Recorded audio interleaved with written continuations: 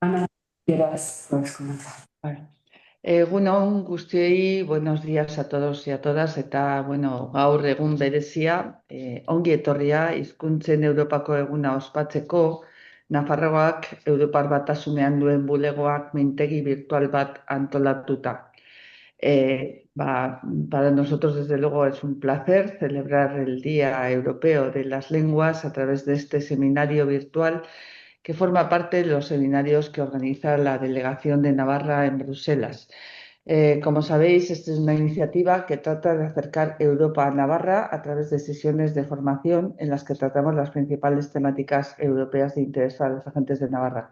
Eta gaur, irailaren 26an, badakizue Nafarro Europako eguna, hizkuntzen Europako eguna 25 urterekin batera nahi dugu hau ospatzea eta antolatzea. Nafarroako gobernuak bat egiten du aurten ere hizkuntzen Europako egunarekin. Europa batzordeak 2001 ezarri zuen egun hori eta hizkuntza aberastasuna eta aniztasuna aldarrikatzen ditu. Baina urte hau ez da bestelako urte bat. Olatu gatzaileek, diskurso homogenizatzaileek, inoiz baino beharrezkoa egiten dute gure kontinentearen, Europaren aniztasun linguistikoa eta kulturalekiko konpromisoa berretzea. Horien artean, euskara gure lingua navarrodun, Europako ondare horren parte da eta legezko errekonozimendu ofizial hori ere merezi du beste hizkuntza autonomiko batzuekin batera, ala nola katalana edo galegoa. Hori dela eta, irailaren 26ko egunari begira, hizkuntza bizikidetza horren aldeko mezua partekatu nahi dugu, eta aniztasunean kohesionatutako Europa eraikitzeko desberdintasuna errespetatzearen aldeko mezua ere. Decía que el Gobierno de Navarra, con este seminario que celebra la Delegación de Navarra en Bruselas, se suma un año más a la celebración del Día Europeo de las Lenguas, un día que fue instaurado en 2001 por el Consejo de Europa, junto con la Comisión Europea, y que proclama la riqueza y diversidad lingüística de Europa. Este año no es un año más, porque las olas negacionistas, los discursos homogeneizadores hacen más necesario que nunca renovar nuestro compromiso con la diversidad lingüística y cultural de nuestro continente. Entre ellas, el euskera, nuestra lengua navarrodun, que forma parte de ese patrimonio europeo y que se merece también ese reconocimiento legal oficial junto a otras lenguas como el catalán o el gallego. Por este motivo, queríamos compartir de cara a esta efeméride un mensaje a favor de esa convivencia lingüística y ese respeto de la diferencia en la construcción de una Europa cohesionada en su diversidad. Una Europa que ve en las lenguas un punto de encuentro, un valor añadido en el cada vez más uniformizado panorama internacional, donde pocos espacios pueden presentar un pasado tan rico. Este seminario va a ser moderado por Íñigo Guarte, de la Oficina Permanente de Navarra ante la Unión Europea, y en él además participarán Mikel Echeverría, vicepresidente de la Red Europea para la Promoción de la Diversidad Lingüística, NPLD, de la que somos parte, el Gobierno de Navarra. También Javier Cama, director gerente de Euskara Bidea, como responsable de las políticas lingüísticas del Gobierno, y Johan Hartmann, asesor de políticas lingüísticas europeas. Como digo, es un seminario que espero que lo disfrutéis, que conozcamos, que enlacemos más las políticas de Navarra con las políticas europeas y sobre todo que sirva para celebrar este día. Eskerrik asko guztiei. Eskerrik asko, Ana. Kaixo egun on guztioi. Vamos a comenzar la intervención de los panelistas informando a la audiencia que por un problema que todavía desconocemos de última hora, Johan no se ha podido conectar, estamos intentando solucionarlo y por tanto vamos a dar paso a la primera ponencia a Mikel Echeverría, que vamos a modificar el orden. Mikel Echeverría ha tenido nos ha hecho el favor de participar por primera vez en un seminario organizado por la oficina, es vicepresidente, como bien ha dicho la vicepresidenta del Gobierno de Navarra, de una red en la que trabaja el Gobierno foral en favor de la diversidad lingüística en Europa. En su currículum, podemos señalar que es técnico de cultura en la Diputación Foral de Vizcaya, fundador de Aurten Bai, también trabajador incansable en el famoso Barnetegi de Sornoza, y por tanto, pues te damos la palabra, Mikel, para en tu primera intervención. Eskerrik asko. Egunon, buenos días, egunon Ana, egunon Javi, egunon Íñigo. Lehendabizi, Nafarroako gobernuari nire eskerrak enpildiren izenean ekitaldi honetara gonbidatzearren. En primer lugar, quisiera agradecer al Gobierno de Navarra que haya invitado a la Empildi. El título de mi intervención es Más lenguas, más Europa, la diversidad que cohesiona y fortalece la democracia. Celebramos hoy el Día Europeo de las Lenguas, una efeméride que desde 2001 nos recuerda que la diversidad lingüística y cultural no es un adorno, es la base de nuestra convivencia democrática y de nuestro proyecto europeo. La Unión Europea reconoce nada menos que 24 lenguas oficiales y todas ellas tienen el mismo valor jurídico y la ciudadanía tiene derecho a dirigirse a las instituciones y recibir respuesta en su idioma. Esa arquitectura multilingüe no es solo identidad, es transparencia, rendición de cuentas y democracia en funcionamiento. No olvidemos que el lema de la Unión Europea es unidad en la diversidad. Permítame presentarme, aunque sea de forma somera, y de hablarles brevemente sobre la MPLD. Como ya me han presentado, soy Mikel Echevarría, vicepresidente de la Red Europea para la Promoción de la Diversidad Lingüística, Network to Promote Linguistic Diversity, MPLD por sus siglas en inglés. La MPLD es una red europea que reúne gobiernos nacionales y regionales, como el Gobierno de Navarra, universidades y organizaciones de la sociedad civil, como la Fundación Privada Urtenbay, que tiene por objeto la promoción de la lengua vasca y de la que yo soy miembro. El objeto de nuestra red es impulsar políticas eficaces de promoción, protección y normalización de las lenguas regionales y minoritarias en Europa. Trabajamos con la Comisión Europea, con el Intergrupo de Minorías Lingüísticas del Parlamento Europeo y con el Consejo de Europa.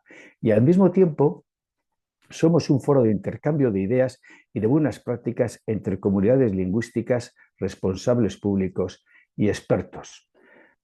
Quisiera recordar aquí nuestra última Asamblea General, que fue en Iruña este año, en el que hubo una interesante conferencia sobre los arnasgunes, los lugares de alta concentración de hablantes de la lengua minoritaria, en este caso el euskera, cómo había que gestionarlos, y hubo interesantes buenas prácticas y puestas en común de buenas prácticas de diferentes países europeos. Fue una jornada muy interesante organizada por el Gobierno de Navarra a través de Euskara Bidea. Eskerrik asko. Nuestro objetivo compartido es claro: presentar todas las lenguas, independientemente de su estatus, como una oportunidad para el desarrollo personal, social y económico de Europa. En el desayuno de trabajo que tuvimos ayer en la representación del Gobierno vasco en Bruselas, la representante de la Unión Europea, Ana Solé, comentó el estudio que se había realizado, en el cual llegaban a la conclusión de que el multilingüismo, incluidas las lenguas regionales y minoritarias, eran un elemento importante de cohesión y de desarrollo económico y social de la comunidad. Esa es una cuestión importante. No estamos de sobra, aportamos. Como decía al principio, en la Unión Europea convive con 24 lenguas oficiales, de momento. Pronto esperemos que sean 27, porque esperemos que el euskera, el catalán valencià y el gallego sean admitidos como lenguas oficiales. Esa coexistencia armoniosa está en el corazón del proyecto europeo y es condición de su vida democrática. Ninguna ley entra en vigor sin haber sido traducida a todas las lenguas oficiales, y cambiar este régimen solo es posible por unanimidad. Ahora bien, más allá de las lenguas oficiales, hay más lenguas y Europa protege su pluralidad a través de la Carta Europea de las Lenguas Regionales o Minoritarias, que fue aprobada por el Consejo de Europa en 1992 y de la cual el Reino de España la ha ratificado. La Carta Europea es el único instrumento jurídicamente vinculante centrado en estas lenguas. La Carta obliga a los Estados que la ratifican a adoptar medidas concretas en educación, administración, medios de comunicación, cultura y actividad socioeconómica, y prevé un mecanismo de seguimiento por un comité de expertos, comité que no hace mucho estuvo en Iruña para hacer el seguimiento del cumplimiento de la Carta Europea por parte del Reino de España. La política educativa europea refuerza esta visión. La recomendación del Consejo de 2018 impulsa un enfoque integral para la enseñanza y el aprendizaje de lenguas dentro del espacio europeo de educación, subrayando que dominar lenguas adicionales favorece la movilidad, la cohesión, los valores compartidos y un sentido de identidad europea complementaria a las identidades locales, regionales y nacionales. Así pues, la diversidad europea no es un eslogan, sino una realidad cotidiana. En la Unión Europea, entre 40 y 50 millones de personas, un 10% de la población, habla alguna de las alrededor 60 lenguas regionales o minoritarias, varias de ellas en riesgo serio con distintos grados de vulnerabilidad. En relación a estas lenguas regionales o minoritarias, nos encontramos dos tipos de situaciones territoriales.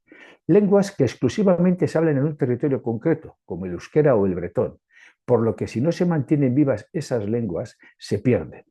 Y lenguas que son minorías en un territorio, pero oficiales en otro, como el sueco en Finlandia, por lo que la pervivencia de la lengua, aunque se pierda en ese territorio, está garantizada. Son dos realidades diferentes, pero todas ellas objeto de protección y de apoyo. Algunas son plenamente oficiales en parte del territorio estatal, como el euskera o el catalán en España, o el galés en el Reino Unido, o gozan de un alto grado de reconocimiento oficial, como el ladino en los Dolomitas. Otras cuentan con reconocimiento cultural o educativo, como el bretón o el occitano en Francia. Otras son transfronterizas, como el sami o el húngaro, y también las hay no territoriales, como el romaní o el yidis, que exigen políticas específicas. Esta pluralidad de estatus no es un problema, es el reflejo de historias y de ecologías sociales diferentes. Les propongo que hagamos un pequeño viaje, como también les pedimos a los estudiantes de secundaria que participaron en el concurso de creación de realidad virtual impulsado por la MPLD hace unos meses para entender mejor la diversidad lingüística europea. Empecemos por el Mediterráneo occidental. El catalán suma más de 10 millones de hablantes entre España y Andorra, donde es la única lengua oficial, y pequeñas áreas de Francia e Italia. Es un ejemplo de cómo una lengua regional puede sostener un ecosistema educativo, mediático y digital robusto. Muy cerca del euskera, no emparentado con las grandes familias indoeuropeas, ha demostrado que la planificación sostenida y la escuela pueden expandir usos y prestigio social en un plazo de 2 generaciones.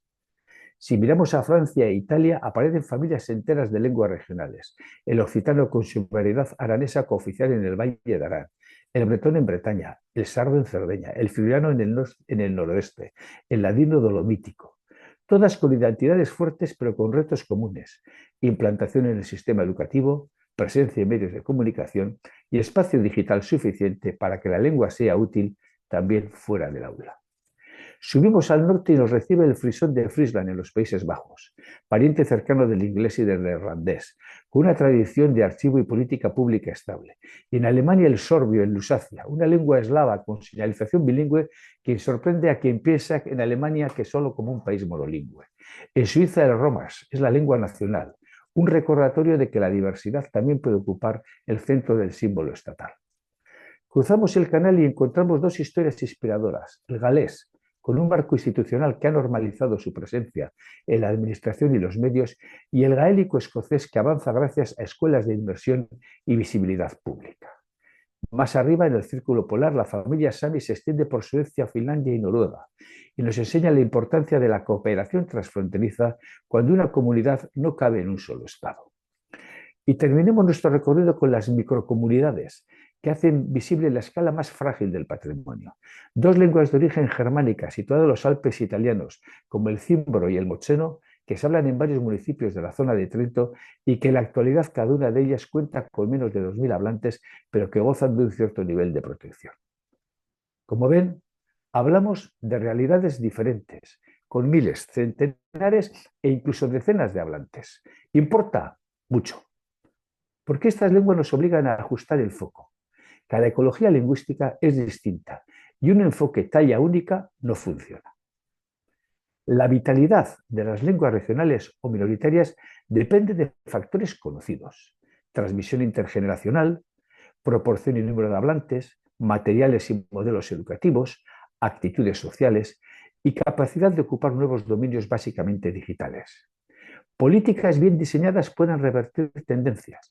Por ejemplo, el galés o el euskera muestran cómo escuela, medios de comunicación y presencia online consolidan usos sociales, mientras casos como el bretón o el corso evidencian lo que ocurre si falta continuidad en la transmisión y en los ámbitos de uso.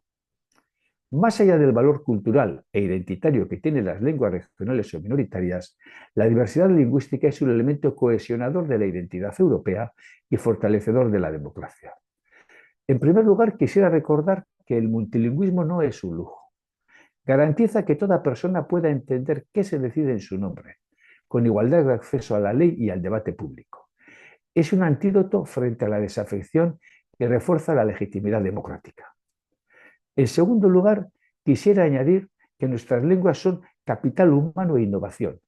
Integrar estas lenguas en la educación, el empleo y la vida pública evita la marginalidad y la exclusión y activa redes de confianza y participación comunitaria claves para el desarrollo sostenible de los territorios. De ahí la necesidad de políticas proactivas y de integrar la diversidad lingüística en los programas de desarrollo, no como tema accesorio, sino como ventaja económica y social para toda la comunidad. Y en tercer lugar, cuando la escuela se vuelve integradora, también lingüísticamente, no solo mejora los aprendizajes, crece la empatía, disminuye los prejuicios y se fortalece la identidad europea en su pluralidad. A modo de conclusión, para cerrar mi intervención, quisiera referirme al recientemente adoptado Position Paper de la MPLD o nuestra hoja de ruta para los próximos años. 1. La diversidad lingüística es infraestructura democrática.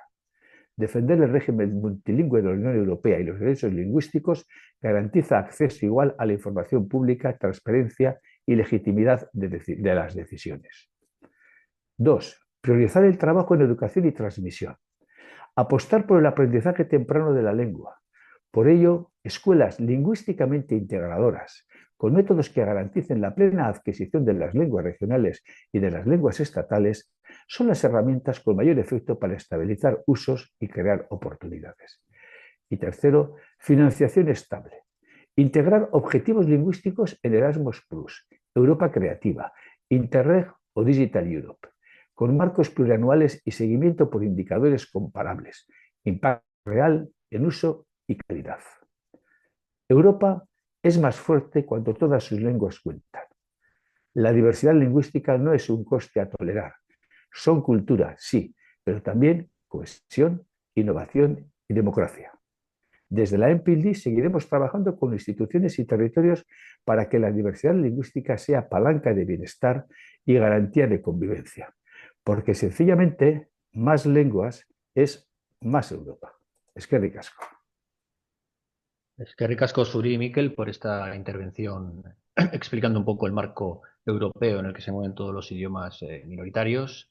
Y ahora damos paso al segundo ponente, que es Javier Akama. Es una persona joven, pero ya es director gerente de Euskara Bidea, con una larga trayectoria. Ha sido miembro del Parlamento de Navarra, es licenciado en ADE y en Ciencias Políticas, y yo creo que también ha sido concejal en Gares, en su villa natal. Javi, hitza zurea da. Mila esker Inigo, bueno, mila esker bulegoko kide guztioi hau antolatu izanagatik plazer handia da zuekin egotea egun berezi honetan, Europako hizkuntzen egunean, eta bereziki, bueno, plazer handia da webinar hau konpartitzea norekin, eta Johan Hapmanekin eta Mikel Etxebarriarekin, ez? Mikel, bide batez zorionak eskaini diguzun bidaiagatik, benetan oso polita izan da. Bueno, quería empezar haciendo una breve presentación. Muchos de vosotros y vosotras estaréis al tanto, pero bueno, me gustaría brevemente hacer una breve presentación de la situación sociolingüística de Navarra, ¿no? Navarra es una pequeña comunidad de 680.000 personas aproximadamente, de las cuales las personas euskaldunes somos el 15,1% según el Instituto Navarro de Estadística, según datos de 2022, unas 100.000 personas más o menos, y euskaldunes pasivos, es decir, personas que entienden el idioma, aunque con dificultades, y que tienen dificultades para expresarse, serían casi otro 12%, un 11,6%. El euskera, el conocimiento del euskera está viviendo un crecimiento sostenido desde el fin del franquismo en los últimos 50 años y ese crecimiento, sobre todo, se está dando entre la juventud, donde hay un 25% de jóvenes euskaldunes, uno de cada cuatro son euskaldunes, y luego tenemos a otro 15% que serían euskaldunes pasivos, que entienden, pero con dificultades para expresarse. Este crecimiento se ha dado sobre todo también en la zona centro de la comunidad, en torno a la comarca de Pamplona, a Iruñerría y alguna otra de las zonas más pobladas, ¿no? Hablamos de Estella o de Tafalla. Es cierto que seguimos con baja densidad de hablantes. Hay muchos hablantes, muchos más que antes, pero en proporción al número de habitantes, teniendo en cuenta que son zonas más pobladas, pues la densidad es baja, lo que trae unas dificultades específicas, ¿no? Sobre todo en lo que tiene que ver con las posibilidades de uso social en situaciones de comodidad de la lengua. Y como decía, también hay una diversidad muy grande dentro del conocimiento dentro de nuestra comunidad. En la zona norte tenemos diversas localidades donde más del 85, el 90% de la población la domina perfectamente y es su lengua de uso cotidiano. Y en la zona sur también tenemos una veintena de localidades donde el conocimiento es en torno al 1 o 2% de la lengua, ¿no? Entonces, como vemos, bueno, ante esta diversidad, ante esta pluralidad, tenemos que tener en cuenta que si queremos que nuestras políticas sean productivas, bueno, pues tenemos que tener en cuenta esta diversidad, digamos, ¿no? Y luego también, por terminar con esta introducción, bueno, aunque los últimos estudios que hemos realizado, estudios sociológicos, nos hablan de una actitud mayoritariamente favorable a favor del fomento de la lengua, hablamos de un 60-63% de personas que se muestran mayoritariamente favorable. También hay en torno a un 20-25% de personas que se declaran indiferentes y un porcentaje similar, en torno al 20%, que muestra un rechazo explícito al fomento de la lengua, ¿no? Y esto también es algo que tenemos que tener en cuenta siempre a la hora de diseñar y de implementar las políticas públicas. Este rechazo, bueno, se da especialmente en las zonas de menor conocimiento, como sobre todo el sur, pero bueno, es cierto que en toda la comunidad, con mayor o menor intensidad, pues hay nichos, ¿no? Entonces tenemos que hacer un trabajo específico para bueno, desarrollar esa sensibilización y ese incremento del prestigio de la lengua. A nivel legal, a nivel jurídico, las principales referencias a nivel navarro son la Ley Foral del Euskera, la Ley 18/1986 y el Decreto Foral 103/2017, por el cual se regula el uso del euskera en las administraciones públicas. Por supuesto, aunque no esté recogido en nuestra legislación específicamente, pero sí lo está a nivel macro, ya ha salido y lo ha citado Miquel, tenemos muy presente el contenido de la Carta Europea de las Lenguas Regionales y Minoritarias, que en los últimos dos informes, los dos realizados desde, bueno, el cambio de gobierno tuvo en 2015, han valorado positivamente la evolución de la política lingüística en Navarra, pero esto desde luego no nos debe ni mucho menos hacer caer en la autocomplacencia. De hecho, el último informe sigue tirándonos de las orejas en unos cuantos ámbitos, ¿no? Voy a citar brevemente cuáles son. El primero que cita el informe tiene que ver con la situación legal de la lengua. El euskera es lengua propia en toda Navarra, pero es oficial solo en una parte del territorio, en una parte que se corresponde con la zona norte, noroeste del territorio y, bueno, la Ley Foral del Euskera del 86 la denomina zona vascófona. En el resto, bueno, una parte del territorio es zona mixta y la parte sur es denominada zona no vascófona, ¿no? Esto es cierto, y ya lo digo como político y como gestor, ¿no? Esto lo cierto es que genera serias dificultades a la hora de implementar una política lingüística respetuosa con los derechos lingüísticos de toda la ciudadanía, que sea independiente de su lugar de residencia. Es cierto que, bueno, está en manos del Parlamento de Navarra modificar esta situación y no es menos cierto que hasta la fecha no ha habido mayoría suficiente para poder hacer este cambio, ¿no? Otro de los puntos que mencionaba el informe de los expertos y del Consejo de Europa respecto de la situación del euskera en Navarra tiene que ver con la atención al público desde las instituciones públicas, es decir, la imposibilidad en muchos casos de ser atendido en euskera Luego me referiré a este punto, creo que sí que se han dado unos pasos importantes en los últimos meses. Y el último punto, digamos, principal que citaban los expertos hace referencia a la Administración de Justicia ante las ciertas dificultades para poder declarar en euskera en los juicios o para poder realizar juicios en euskera. Desde luego, en Euskara Bidea, el Instituto Navarro del Euskera, escuchamos atentamente estos informes y estamos trabajando para conseguir implementar, al menos en la medida de nuestras posibilidades, las medidas necesarias para atender sus recomendaciones, como enseguida veremos y concretaremos. Me voy a centrar en los próximos minutos en el trabajo que estamos realizando desde el Gobierno de Navarra, a través principalmente de Euskara Bidea, pero siempre en colaboración con el resto de departamentos. Los ejes, digamos, principales que atraviesan toda la política lingüística tienen que ver, por una parte, con el prestigio, con la sensibilización de la lengua. El euskera no es lengua minoritaria por casualidad. El euskera ha sido la lengua principal de uso durante muchos siglos en nuestra tierra, pero también durante muchos siglos ha sido minorizada. Y la consecuencia ha sido que se ha convertido en lengua minoritaria. Pero tenemos que trabajar teniendo en cuenta esto y teniendo en cuenta que este proceso de minorización y de desprestigio, bueno, pues acarrea consecuencias y he citado antes alguna de ellas, ¿no? Pues como que se vea por parte de cierto sector de la ciudadanía como una lengua, bueno, que quizás se reconoce como propia, pero bueno, ante la que no ven que haya necesidad de fomentarla o de dedicarle recursos económicos, humanos a su recuperación. Otro de los ejes principales, está claro, es del conocimiento, el aumento del conocimiento en toda Navarra. Aquí tenemos tres bueno, ámbitos principales, ¿no? Uno es la transmisión intrafamiliar, sobre todo en las zonas donde más se habla, pues, llamados Arnasgunek, que citaba también Miquel, ¿no? En su presentación, donde el euskera se vive con normalidad en el día a día, se transmite de manera natural en las casas, en la calle, en los comercios, en las escuelas, por supuesto. Bueno, pero las estrategias en otros lugares pues tienen que ser diferentes y nos tenemos que centrar pues seguramente más en espacios donde, bueno, pues como la escuela, como los euskaltegis, ¿no? Los centros de enseñanza para personas adultas, en espacios, bueno, lejos del hogar porque se perdió una, dos, tres generaciones y esa transmisión ya no se va a dar dentro de la casa. Y luego, por supuesto, pues otro eje es el incremento del uso social de la lengua, ¿no? El uso social en situación de comodidad. Y bueno, y como resumen, yo citaría la atención permanente a los derechos lingüísticos de la ciudadanía.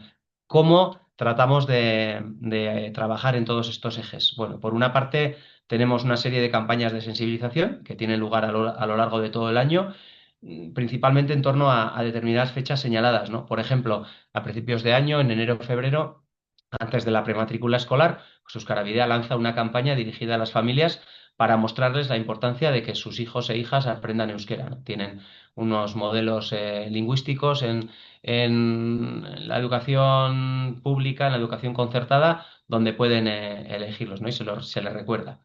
En septiembre, ahora estamos en plena campaña bueno, para incentivar la matriculación de las personas adultas en los euskaltegis, ¿no? En los centros de enseñanza de euskera. Esta campaña es una campaña muy, muy bonita que tenemos, que impulsamos junto a las entidades locales que cuentan con servicio de euskera, 34 si no me equivoco, y junto a los euskaltegis públicos y de iniciativa social que hay en nuestra comunidad. Su nombre es Euskera Ahora. Ahora en castellano no hace falta que traduzca y ahora en euskera quiere decir a la boca, ¿no? Y bueno, hacemos un pequeño juego de palabras para todas las personas. Tenemos otro tipo de campañas de sensibilización que tienen lugar durante todo el año. Bueno, no me voy a extender ahora porque no viene al caso. Sí que voy a centrarme en otros dos ámbitos. Por una parte, estamos trabajando de manera intensa el fomento del bilingüismo en todo lo que tiene que ver con la acción institucional del Gobierno de Navarra, especialmente a través de los planes lingüísticos departamentales. El decreto foral que he citado antes, el 103/2017, reconoce la importancia de que todos los departamentos tengan planes lingüísticos y a través de ellos, bueno, pues se trabaja todo lo relativo a la señalética, a la cartelería, a las comunicaciones públicas, online, a través de redes sociales y, por supuesto, a la atención pública presencial a la ciudadanía, ¿no? Bueno, tanto presencial, de manera oral, como a través de medios escritos. En relación con la atención pública presencial, cara a cara, hace escasos 3 o 4 meses el gobierno de Navarra modificó la plantilla orgánica después de un trabajo de bastantes meses, la verdad, por la cual, bueno, aumentaba en un 50% el personal que tiene perfil bilingüe dentro de la administración pública del gobierno foral, ¿no? Ahora estamos en un 5% de personal que tiene perfil bilingüe. Este, este aumento, digamos que tiene su importancia cuantitativa, pero sobre todo tiene su importancia cualitativa. El trabajo se ha hecho de manera muy detallada, muy rigurosa, yendo unidad por unidad y viendo cuáles son los puestos de mayor importancia, de mayor relación con el público para señalarlos y para asignarles esa plaza con perfil bilingüe, ¿no?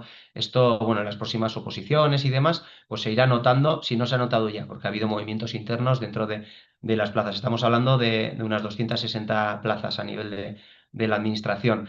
Y como digo, teniendo en cuenta sobre todo en las zonas donde más demanda hay, ¿no? En la zona vascófona de la ley del euskera, pues estamos en más de un 40% de plazas con perfil bilingüe, ¿no? Yo creo que esto garantiza cierta atención a la ciudadanía. Sabemos que todavía tenemos mucho margen de mejora, pero bueno, estamos en ello, ¿no? Euskarabidea cuenta también con un Euskaltegi para el personal de las administraciones públicas. Cada año pasan más de 1.100 personas por el mismo. Parece importante también tenerlo en cuenta y traerlo aquí.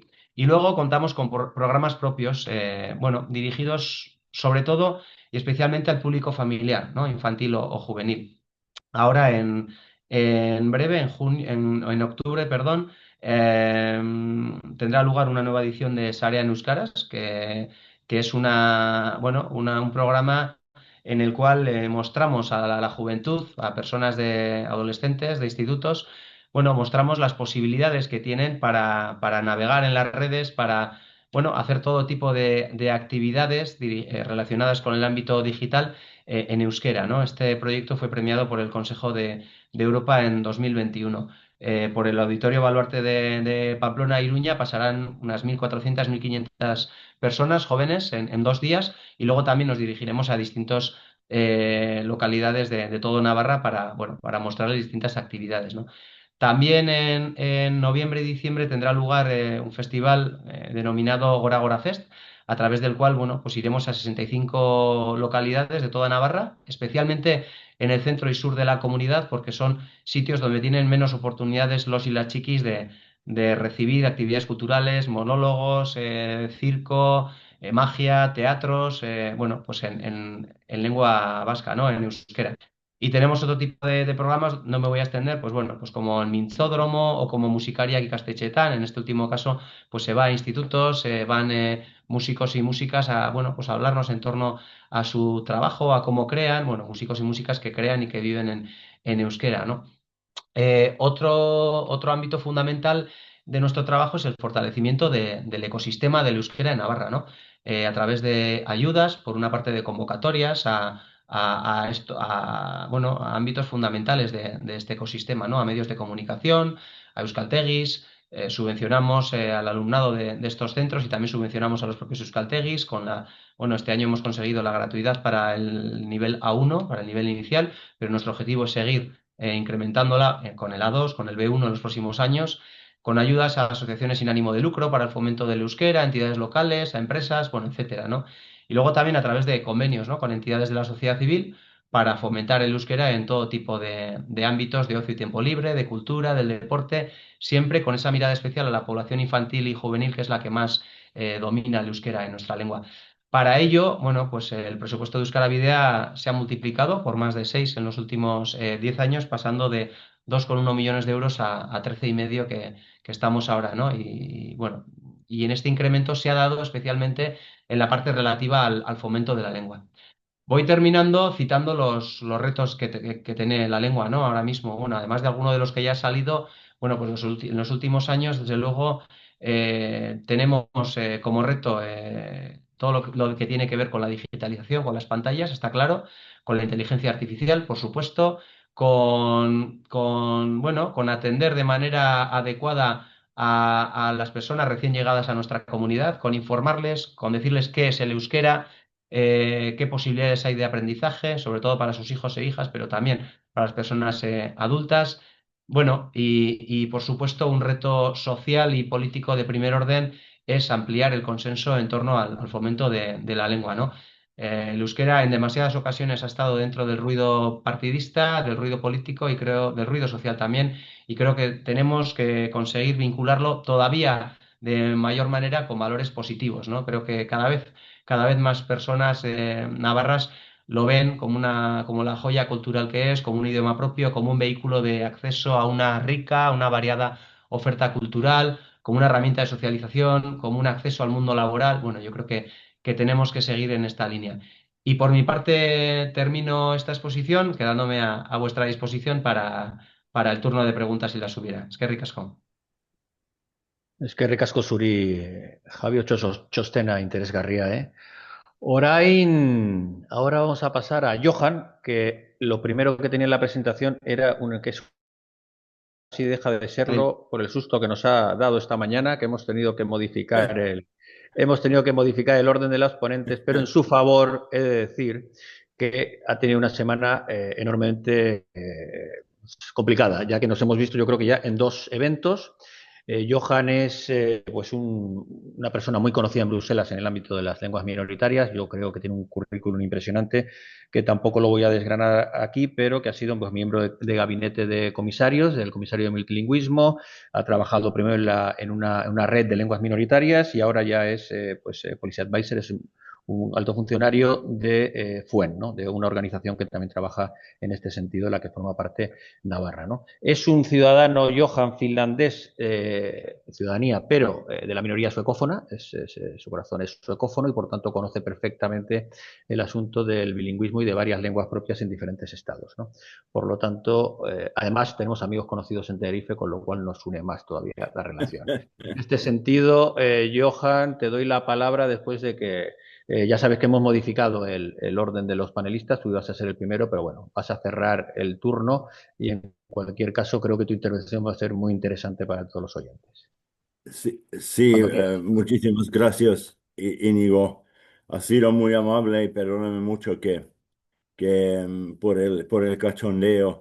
Es que he tenido, como has dicho tú, una semana redonda, casi como el Corte Inglés. Estaba moderando 4 conferencias y después de ponente y tuve que salir con estos cabrones por las noches, ¿no? Porque organizábamos recepciones también y tuve que quedarme hasta, hasta la última persona para cerrar la oficina y echar fuera a los borrachos. Pero al final creo que ha ido bastante bien. Yo he hecho un PowerPoint, trato trato aquí ahora De compartirlo, a ver si podemos, yo de creo que sí. Sí, perfecto. compartirlo. Sí, ¿se ve o no? Eh, ahora sí, perfecto. Yo creo que ahora sí lo vemos, está en... Igual se puede Sí, maximizar. Si lo puedes maximizar un poco en la pantalla, pues se ve, pero se ven también sí, las... yo creo que aquí tal vez el máximo, no, sí, En ahí es cualquier el caso máximo. se ve, Johan. Sí, es que Ahora perfecto, perfecto. sé solamente hacer una cosa de que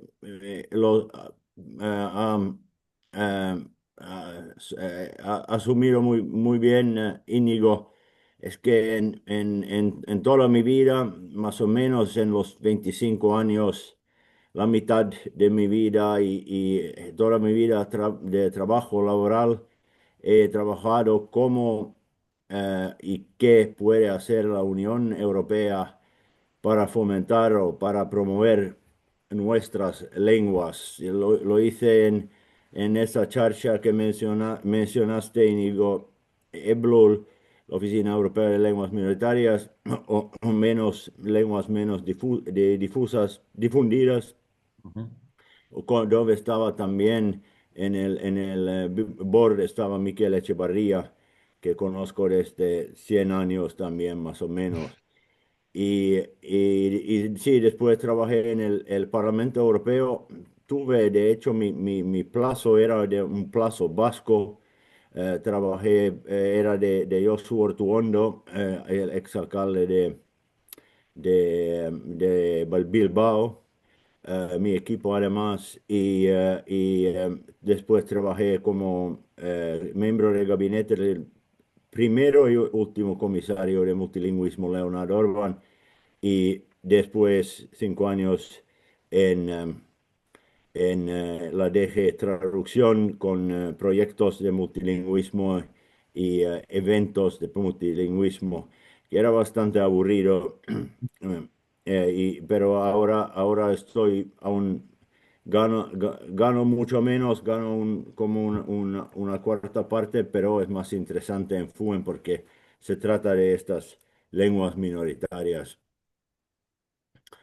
Eh, lo que la Unión siempre dice es que las lenguas minoritarias, oh, perdona, voy a volver que la lengua europea reposa sobre el concepto de unidad en la diversidad, diversidad de culturas, costumbres, creencias y lenguas, y te aburren con estas bonitas palabras, y que la diversidad lingüística es un rasgo particularmente valioso de la Unión Europea. Eh, pero eso se limita, desafortunadamente, para todas las lenguas eh, oficiales. Ellos dicen también no, no, tampoco a las solo 24 oficiales, pero en realidad son las 24 lenguas oficiales que se fomentan y que limitan casi la fundación a estas. Eh, la política educativa, cultural y lingüística es, como sabemos, competencia de los Estados miembros, pero cuando se trata, por ejemplo, de investigación, Horizon, o educación o cultura, nunca lo mencionan, pero desde la Comisión mencionan siempre, subrayan que política lingüística es competencia de los Estados miembros. Y por eso la Unión se limita a recomendaciones, a sugerencias. No pueden hacer legislación sobre el uso o la protección de lenguas minoritarias. Muchos cambiaron, o esperábamos todos que por fin, por el Tratado de Lisboa, que fue muy eh, digamos, eh, muy comercializado por todas partes, y se hicieron mucha difusión de tanto valía este tratado que ha reformado la Unión Europea. El artículo 1 dice: la Unión fundamenta en los valores de respeto de la dignidad humana, libertad, democracia, igualdad, estados de derecho y respeto de los derechos humanos, incluidos los derechos de las personas pertenecientes a minorías, que parece bastante bien. Y también con el Tratado de Lisboa entró en vigor la Carta de los Derechos Fundamentales.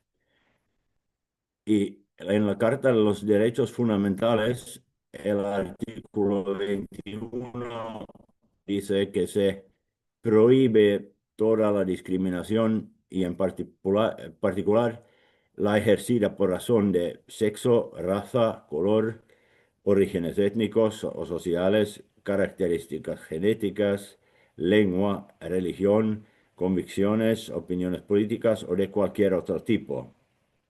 Pertenecía a una minoría nacional o patrimonio, nacimiento, discapacidad, edad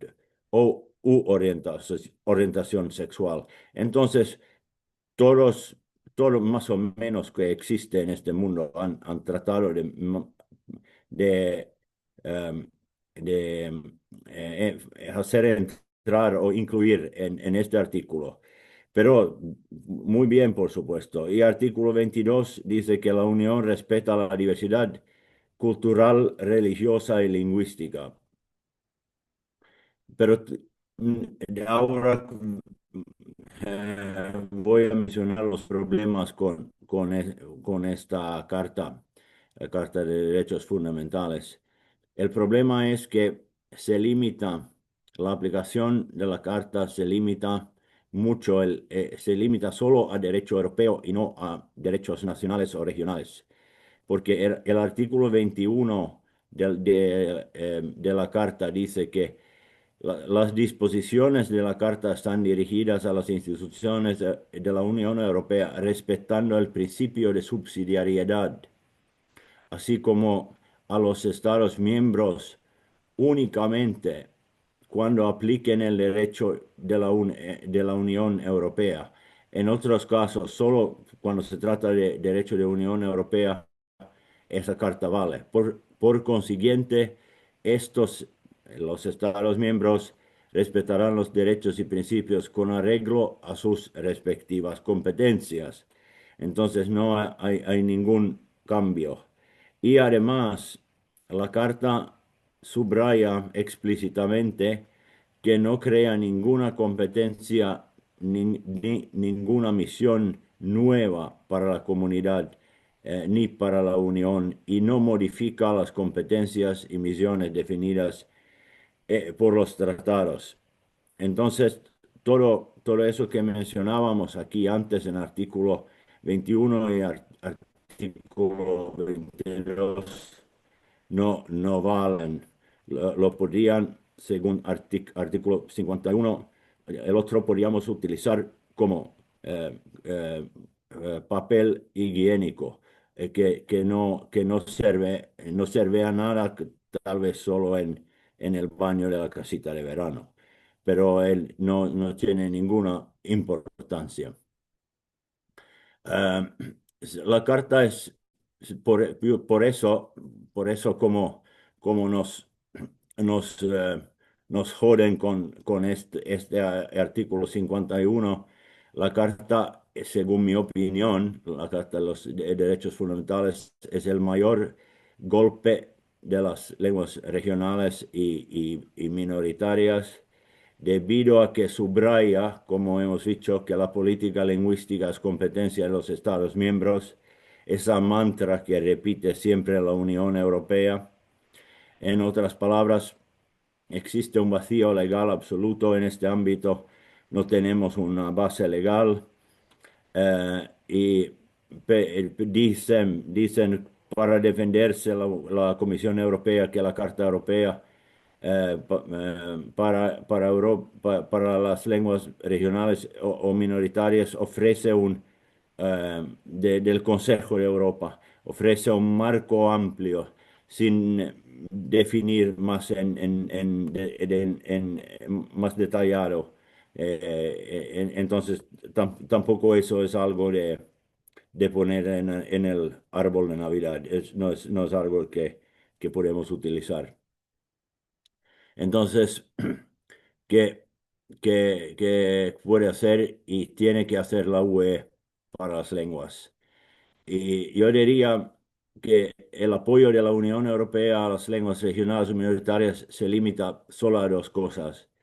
Declaraciones, eh, por ejemplo, de los miembros del Parlamento Europeo cuando hacen preguntas orales y escritas, o también la Comisión cuando hace una declaración en favor de Ucrania, por ejemplo, lo pueden hacer, podrían también defender a la euskera en la zona no vasco, en la zona castellana en el sur, en Tudela, en Navarra. Han hecho, por ejemplo, declaraciones sobre la legislación lingüística en Eslovaquia, la falta de telediarios en turco en Bulgaria y se han expresado en favor de los derechos de los kurdos en Turquía, que es un país candidato. Pero lo más importante es el apoyo financiero. a través de los programas de financiación. Um, Hicimos un estudio con estos tíos, Support for Minority Languages in Europe, yo y François Granton Muring, Dirk Horter, vive en el País Vasco, um, yo, Sean O'Ryan y Mikel Strubey, que desafortunadamente ha fallecido. Y en un estudio sobre los proyectos de la Unión Europea que han mejorado, como hemos definido nosotros, la capacidad, la oportunidad y el deseo de hablar las lenguas minoritarias. La proporción de proyectos que cumplan con estos requisitos es muy pequeña, alrededor de 1% de todos los proyectos financiados por la Comisión. Pero en este tiempo, en 99-2000, cuando hicimos el sondeo, o hemos visto, revisado todos los programas, era bastante considerable, 6 millones. Eh, Hicimos un follow-up estudio en 2006, que mostró que el apoyo financiero se mantiene, pero esa tendencia se terminó en 2010, cuando estaba bajando de manera dramática, la financiación para lenguas minoritarias. Y el problema es que el enfoque mainstream, que tenemos cada vez menos programas y más programas que requieren más f- cofinanciación, financiación propia, como 50 o 60%, depende de la línea de financiación. Eso es muy difícil para lenguas regionales o minoritarias. Por el gobierno sí es ok, pero a las organizaciones de lenguas minoritarias normalmente son muy pequeñas, y lo que hace difícil es competir por el mismo dinero con las grandes empresas o consultorías o bufetes de abogados que están especializados de hacer proyectos y de ganar convocatorias. Eh, en los programas anteriores se dio prioridad a lenguas menores o lenguas menos habladas, en los requisitos para ganar la convocatoria. Pero no solo ha desaparecido esta discriminación positiva en la nueva generación de programas, sino que muchos de los nuevos programas se limitan a las 24 lenguas oficiales. Por ejemplo, Erasmus Plus da prioridad a las seis grandes lenguas, y Creative Europe, que no existe más, que ahora también hace parte de Erasmus Plus, a las cuatro lenguas grandes.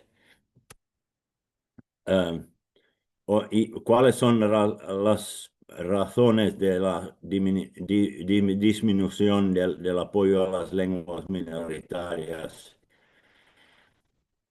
Eh, el problema en el Parlamento Europeo, por ejemplo, es que los diputados que defienden lenguas minoritarias no están en la Comisión de Educación y Cultura, no dan, no priorizan a esta comisión, porque hay comisiones con mucho más poder o más influencia. Y los Estados miembros son cada vez más importantes también en la Unión. Tuvimos un periodo desde los años 85 hasta 2000, cuando se hablaba de la Europa de las regiones, pero eso cambió con la Comisión de Juncker, que en su discurso inicial en el Parlamento de octubre del 22, dio que los Estados miembros son cada vez más importantes y hay que focalizar solo en los Estados miembros. Todos los Estados miembros en el Consejo son igualmente negativos, y las decisiones se toman muchas veces con el denominador mínimo común, y desafortunadamente, como mencionó Íñigo, yo vengo de Finlandia, de la minoría suecófona. La última vez cuando el Estado español propuso que euskera fuera, junto por supuesto con catalán y gallego, fuera lengua, lo proponía como una lengua oficial. Finlandia y Suecia eran los primeros países de oponerse a la oficialidad de euskera en la Unión Europea. Y, entonces es ridículo los países que, que se consideran progresistas son los que bloquean a la euskera al nivel europeo. Incluso ahora hay tendencias con muchos gobiernos de extrema derecha o de facha de devolver las competencias a los Estados miembros, desafortunadamente. Y el Parlamento Europeo no utiliza las herramientas a su disposición. Eh, el mal ejemplo del Parlamento Europeo es que no solo es blando, el Parlamento Europeo también ha eliminado cualquier referencia a lenguas regionales o minoritarias en las propuestas de los nuevos programas. Una cosa buena con el Parlamento Europeo es que apoyaron a la iniciativa de los ciudadanos europeos, Minority Safe Pack, con una mayoría abundante, pero en muchos casos no mencionan a las lenguas minoritarias y no está aprovechando las oportunidades que tienen desde el Tratado de Maastricht en 1992 que dispone el Parlamento Europeo para iniciar legislación también. Eh, Porque según el Tratado de Maastricht, el Parlamento puede solicitar por mayoría absoluta de sus miembros que la Comisión presente las propuestas oportunas sobre cualquier asunto que a juicio de aquel requiera un acto comunitario para la aplicación del presente tratado. Y desde que el tratado entró en vigor, solo en 37 casos, en 37 informes de propia iniciativa legislativa han sido adoptados por el Parlamento Europeo. Y de hecho, una de esas iniciativas legislativas ha sido sobre lenguas regionales. Era en 2003 el informe de Michael Ebner sobre lenguas regionales o menos difundidas. Aquí tengo más información sobre este proceso. No sé, tal vez os aburro.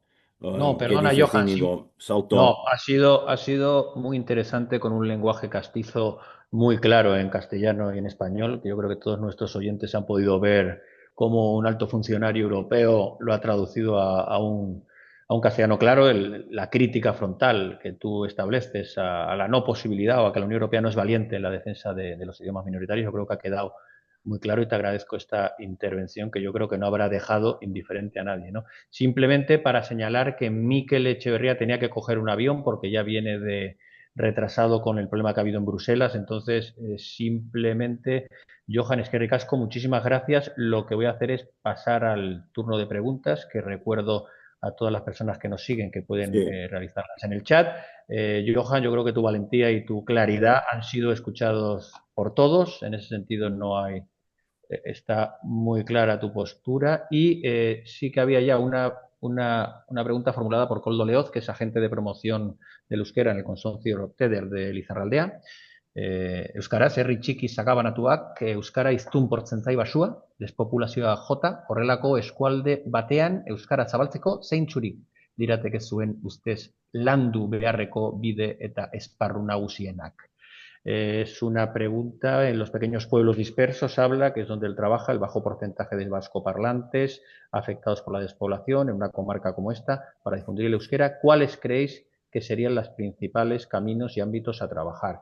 Bueno, Lizarraldea, la comarca de Estella, es una comarca en Navarra, por tanto yo creo que la pregunta pues es formulada principalmente para Javi Arakama. Mesedes, nahi duzuna. Bai, eskerrik asko, Inigo. Euskaraz erantzun dut eta gero laburtuko dute gaztelaniaz. Lehen esan dudan bezala, Nafarroako aniztasuna eta barne egoera ezberdinak kontuan hartu behar ditugu beti, ez? Behintzat, eraginkortasuna bilatzen baldin badugu. Talako eskualde batean, ikusita transmisioa nagusiki behintzat, ziur aski ez dela etxean eginen, familiaren bitartez, alegia, bueno, bi lanildo nagusi nabarmenduko nituzke, ez? Eskola, A eta D ereduaren bitartez, D ereduaren bitartez batez ere, hori ez, inmersio eredua delako, eta euskaltegia, ez? Ja, helduei begira, horre euskaldundu gara asko, halako eskualde batean, ez? Ni bertakoa naiz eta hola ikasi dut, ez? Euskara. Eta horretarako edozein kasutan aldeko jarrerak egon behar dira beti, ez? Eta hori ere landu behar dugu. Aldekotasuna landu behar dugu eta bueno, lehen aipatu ditut beste kanpaina ezberdinak, eta nik uste dut hori horretan jarritzea oso garrantzitsua dela. Decía en euskera, así se ha formulado la pregunta, que tenemos que tener en cuenta la diversidad de Navarra y las diferentes situaciones de la lengua en nuestra tierra, ¿no? Eso es clave. Y bueno, aquí nos viene, pues cuando nos plantea una pregunta muy concreta de una comarca también muy concreta, aunque bueno, podría ser aplicable a otras comarcas, ¿no? Zona media, incluso parte del Pirineo. Para que las políticas públicas sean eficientes, pues tenemos que amoldarnos a la realidad de allí. En esta zona en concreto, en la zona de Lizarraldea, Tierra Estella, bueno, pues la transmisión probablemente no se dará en casa porque se perdió hace alguna generación, salvo excepciones honrosas y cada vez más numerosas también, pero mayoritariamente todavía no. Entonces, bueno, las líneas de trabajo yo creo que tienen que ser a través de la escuela, sin duda, modelo A, con euskera como asignatura, donde al menos aprenderán, entenderán, bueno, depende de los niveles, pero entenderán y aprenderán un mínimo, y o si no, el modelo D de inmersión, que es el que principalmente intentamos potenciar, ¿no? Y también a partir de los euskaltegis, ¿no? Ahí en la zona esta de Lizarra tiene euskaltegis AEK, tiene la Escuela Oficial de Idiomas también en Lizarra, cada vez más niveles. Yo creo que para las personas adultas tienen una oferta interesante. Y terminaba diciendo en euskera que es fundamental trabajar las actitudes favorables al fomento de la lengua, ¿no?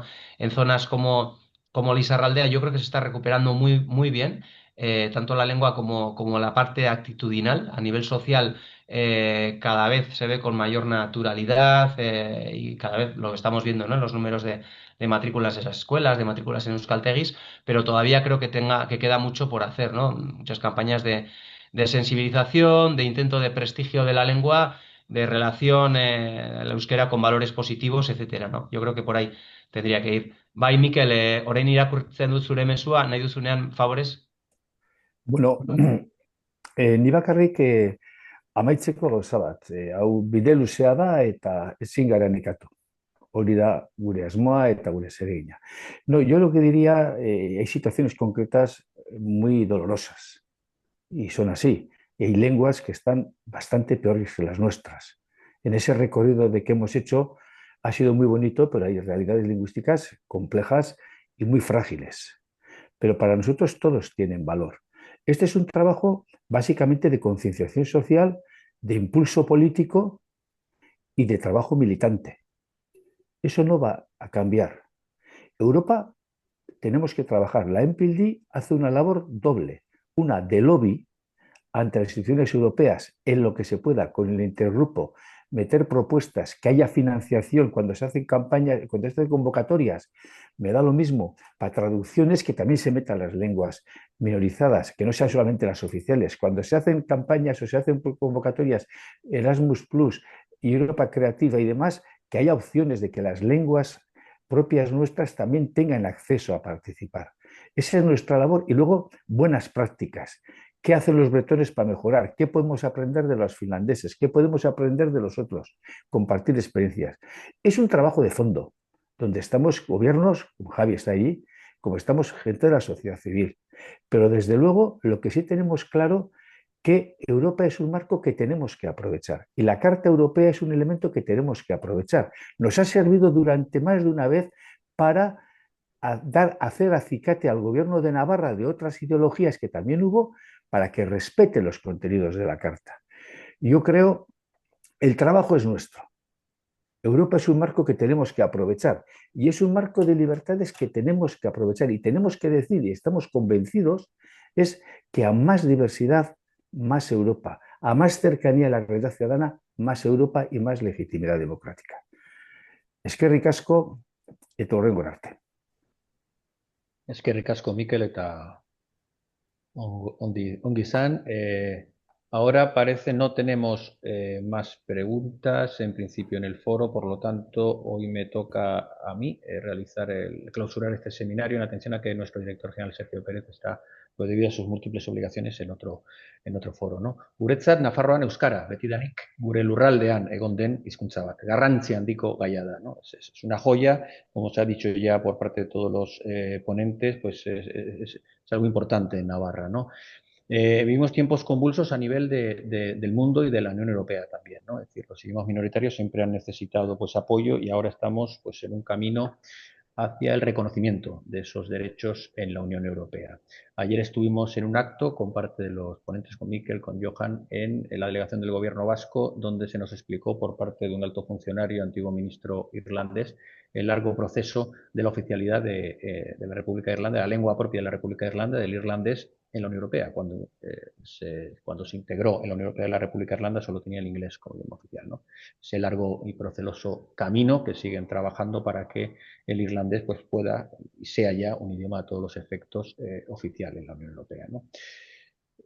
También se ha comentado por parte de los ponentes, yo creo que todos somos conscientes de que los idiomas, además de vehículos de comunicación, tienen una enorme importancia identitaria y de sentimiento, ¿no? Tanto sean idiomas estatales o regionales, ¿no? Son algo más que un simple vehículo de comunicación. Evidentemente, cuando en Navarra, pues, algunas voces autorizadas en el pasado ponen incluso en duda que Nafarroa sea el nombre del territorio, y eso agradezco a Javier Acama que escribiera esa magnífica carta en el periódico en el que se reconoce que Nafarroa aparece ya en 1643 en la mejor obra, en la obra cumbre de la literatura vasca de Asúlar, ¿no? En Elguero.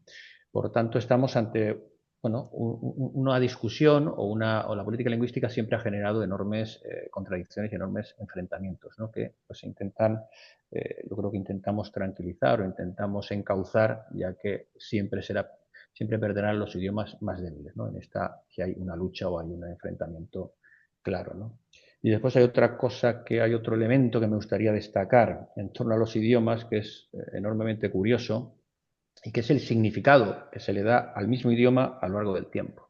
No solo pasa en Navarra, donde el euskera, si hablamos de los periódicos de principio de siglo, pues era la lengua vascona por excelencia, el pueblo casi elegido, ¿no?, que mantenía en las montañas esa joya, y que 100 años después la misma familia política, pues, diría que el euskera es un elemento exógeno, casi pues extraño al verdadero cuerpo navarro, ¿no? Eso se ha dado, ese significado se da en los idiomas, se le atribuye, por no hablar la lengua francesa, que fue lengua de la corte, fue lengua por la ordenanza de Villers-Cotterêts, lengua del rey, impuesta por el rey porque era la lengua vulgar que utilizaba la corte, y que se utilizó después, fue pues expandida como idioma internacional en todas las cortes de Europa, tanto el zar de todas las Rusias como en Prusia el francés era esa lengua, no era una lengua monárquica, una lengua de cultura durante siglos. Y pasado el tiempo, pues hoy, según la Constitución francesa de 1958, es la lengua de la República, no la lengua de Francia, la lengua de la República. En Bélgica lo mismo, ha habido una enorme evolución en torno a la oficialidad de los idiomas, de los diferentes idiomas belgas, o de los diferentes idiomas que hablan los belgas en el reino. Por lo tanto, yo creo que es un asunto de suma importancia y que tendrá también, en este sentido, pues se hablará mucho en los próximos años. Ahora, ya para finalizar, simplemente agradecer pues a Johan por esta semana tan cargada y que has tenido, pues, a bien estar con nosotros. Te hemos perdonado de ese soponcio que nos has dado y te agradecemos enormemente la invitación que nos hiciste a Fuen el lunes y bueno, pues todo lo que haces por los idiomas, ¿no? A Mikel Echeverría también es su primera colaboración con nosotros, pero estamos seguros de que no será la última, ¿no? Y a Javier Acama, pues simplemente el trabajo que tienes por delante es el hombre sobre el que pivota toda la política lingüística, bueno, la política del euskera en Navarra, un tema enormemente interesante, complejo y que yo creo que hace un trabajo magnífico, ¿no? También, por supuesto, agradecer a mis compañeras que están aquí, a Ana y Maite. Sin ellas no habría seminario, por lo tanto, ahora se lo diré. Y desde la oficina, lógicamente, como último mensaje, y dentro de la estructura que somos un elemento del Gobierno de Navarra, seguiremos apoyando, lógicamente, dentro de las órdenes que recibamos del legítimo Gobierno de Navarra, pues sobre todo la inclusión y la defensa de los derechos de los vascoparlantes en la Unión Europea, ¿no? En ese sentido, en esta oficina se trabajan los dos idiomas oficiales de Navarra y pues seguiremos apoyando todo lo que podamos desde esta pequeña oficina, ¿no? Ya para finalizar, puedo anunciar que el próximo seminario será el 10 de octubre y bueno, el tema es enormemente interesante porque es el marco financiero plurianual, ¿eh? Se está discutiendo, digamos, de los dineros en la Unión Europea y por tanto ya lo tenemos casi ultimado. Yo creo que será enormemente interesante también como ha sido este, ¿no? Por lo tanto, me despido ya, eskerrik asko guztioi eta pues gero arte. Mila esker. Muchísimas gracias a ti, Íñigo. Muchísimas gracias por organizar este interesante evento y a tu equipo fenomenal también que habéis hecho como siempre, en Navarra es ahora la vanguardia de las representaciones aquí en Bruselas. Ha Muy sido bien. un placer y un honor participar. Como siempre, quedamos un día en Bruselas, Johan, que tenemos una. Sí, me parece. Y saludos a A todos. Javier Perfecto. Eskerrik Aracama asko, Johan. Bye. en, Pronto, en- pronto nos podremos ver, seguro. sí, Vale. muy Izan bien. bat. Gizan, Ok. agur. Agur.